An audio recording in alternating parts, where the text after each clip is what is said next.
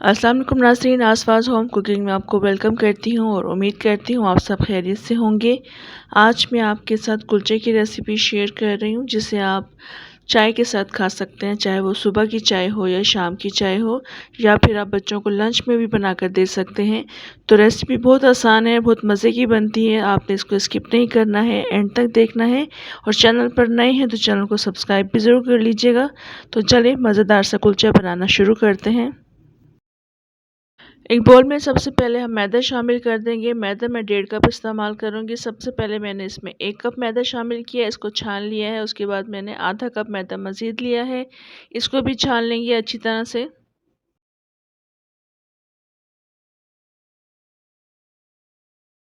इसके बाद इसमें 1 अंडा शामिल कर देंगे।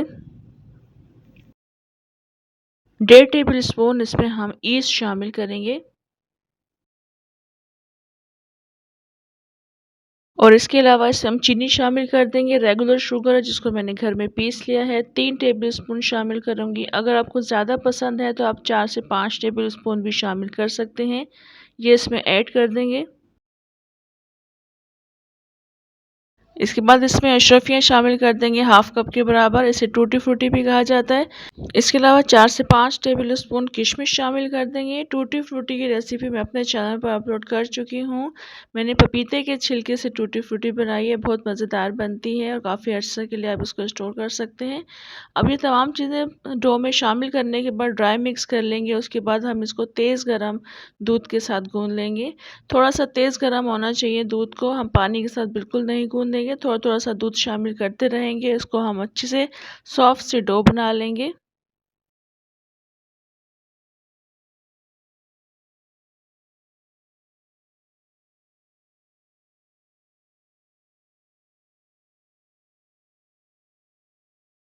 यहाँ पर जिस वक्त आटा अच्छे से मिक्स हो जाएगा दूध के साथ, तो उसके बाद हम ऑयल शामिल करेंगे। 2 से 3 टेबल स्पून ऑयल शामिल करके हम इसको अच्छे से मज़ीद गूँध लेंगे, क्योंकि ये डो फिर चिपकती नहीं है।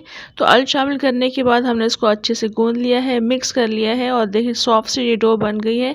अब इसको रेस्ट देना भी ज़रूरी है ताकि ये अच्छे से राइज़ हो जाए। तो 1 घंटे के लिए मैं इसको रख दूँगी रेस्ट देने के लिए। अभी इस वक्त 1 घंटा गुजर चुका है और आप देख रहे हैं माशाल्लाह काफ़ी अच्छी ये राइज़ हो चुकी है। दोबारा से इसको इकट्ठा कर लेंगे। उसके बाद हाथ में लेकर के थोड़ा सा ऑयल लगा लेंगे और ऑयल लगाने के बाद इसको दोबारा से हम इसको रख देंगे बड़ा सा पेड़ा बनाकर। यहाँ पर सबसे पहले हमने एक सांचा ले लिया जिसमें मैंने ऑयलिंग करके बटर पेपर लगा दिया है।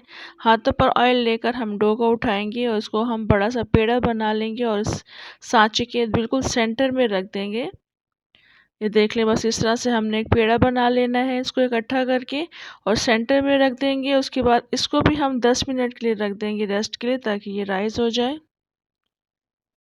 और अभी तक 10 मिनट हो चुके हैं, काफ़ी अच्छा ये राइस हो चुका है। तो बस इसको अब बेक करने के लिए रख देंगे, मगर उससे पहले हम इसकी सरफेस पर अंडा लगा देंगे। यानी अंडे की जर्दी को मैंने अच्छे से बीट कर लिया है। अंडे की जर्दी से क्या होता है, बहुत अच्छा कलर आ जाता है। जिस तरह से बंस पर होता है, कुलचे पर कलर आप देखते हैं ब्राउन कलर, वैसे ही आ जाएगा। जर्दी लगाने के बाद थोड़े से वाइट तिल इस पर स्प्रिंकल कर देंगे। बेक करने के लिए रखेंगे। पतीले को मैंने आधा घंटा पहले मीडियम आंच पर गर्म करने के लिए रख दिया था। जिस तरह हम ये कुलचा उसमें ऐड करेंगे तो हम उसकी आंच स्लो कर देंगे, यानी मीडियम टू लो फ्लेम पर उसको बेक करेंगे। यहाँ पर मैं कुलचा पतीले में रखूँगी। पतीले में मैंने स्टोन्स लगाए हुए हैं। ये पतीला मैंने मखसूस किया हुआ है बेकिंग के लिए और एक पुराना सा स्टैंड है। इसमें स्टोन्स की वजह से काफ़ी अच्छी हीट यहाँ पे डिस्ट्रीब्यूट हो जाती है, ऊपर से भी काफ़ी अच्छा बेक हो जाता है हर चीज़। तो उसको ढक कर रख देंगे तकरीबन 20 से 25 मिनट के लिए। अभी तकरीबन आधा घंटा गुजर चुका है, काफ़ी अच्छा बेक हो चुका है। 20-25 मिनट में बेक तो हो चुका था, मगर ऊपर से कलर लाइट आया था। तो मुझे इस तरह का कलर चाहिए था, इसलिए मैंने आधा घंटा के लिए इसको बेक कर लिया है, 30 मिनट्स के लिए। अब इसको हम यहाँ से निकाल लेंगे, थोड़ा सा ठंडा कर लेंगे। ये देख रहे हैं आप माशाल्लाह कितना अच्छा ये बनकर तैयार हुआ है, बिल्कुल परफेक्ट बेकिंग हुई है। इसे अब यहाँ से निकाल लेंगे, प्लेट में रख देंगे और आपको मैं नीचे से भी दिखा देती हूँ। ये देख लें माशाल्लाह नीचे से भी काफ़ी अच्छा कलर आया। जो साइड में थोड़ा सा डार्क कलर है, ये सिर्फ अंडे की जर्दी की वजह से डार्क है, बाकी बहुत अच्छी बेकिंग हुई है इसमें और ये बहुत ज़्यादा सॉफ्ट बनकर तैयार हुआ था। ये देखिए आप, इसे मैं आपको तोड़कर भी दिखा देती हूँ। काफ़ी ज़्यादा फ्रूटी था, यानी इसमें जो टूटी फ्रूटी थी वो काफ़ी ज़्यादा थी और किशमिश का भी फ्लेवर बहुत अच्छा आ रहा था, बहुत ही मज़ेदार बना था। बाज़ार से ज़्यादा अच्छा बनकर तैयार हुआ था, क्योंकि हम बाज़ार से जो कुलचे या बंस वगैरह ख़रीदते हैं वो उसमें इतने ज़्यादा फ्रूट्स नहीं होते हैं। बहुत साफ़ तरीके से, बहुत आसान तरीके से मैंने इसको बनाया है। इस रेसिपी को आपने ट्राई ज़रूर करना है, फ़ीडबैक भी आपने ज़रूर देना है और कमेंट में भी लाजमी बताया गया रेसिपी आपको कैसी लगी, और रेसिपी अच्छी लगे तो लाइक भी ज़रूर कर दीजिएगा। इंशाल्लाह नेक्स्ट मज़ेदार सी रेसिपी के साथ दोबारा आऊँगी। तब तक के लिए इजाज़त दें। अल्लाह हाफ़िज़।